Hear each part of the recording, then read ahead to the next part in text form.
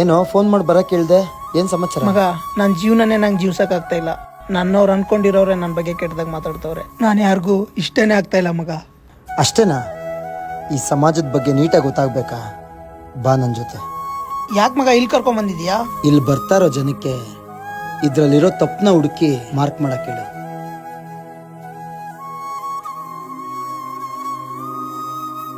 ತುಂಬಾ ಕಷ್ಟಪಟ್ಟು ಬಿಡಿಸಿದೆ ಮಗ, ಇಷ್ಟೊಂದು ತಪ್ಪಿತ್ತ ಇದ್ರಲ್ಲಿ. ಈಗ ಈ ಪೈಂಟಿಂಗ್ನ ಲಿಕ್ಕಿ ತಪ್ಪನ್ನ ಹುಡುಕಿ ತಪ್ಪನ್ನ ಸರಿ ಮಾಡಕ್ ಹೇಳು.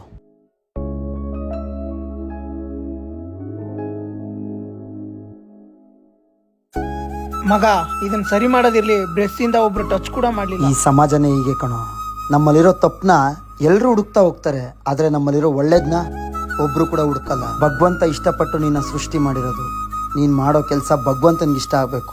ಈ ಸಮಾಜದಲ್ಲಿ ಬೆನ್ನಿಂದೆ ಮಾತಾಡೋರ್ಗಲ್ಲ.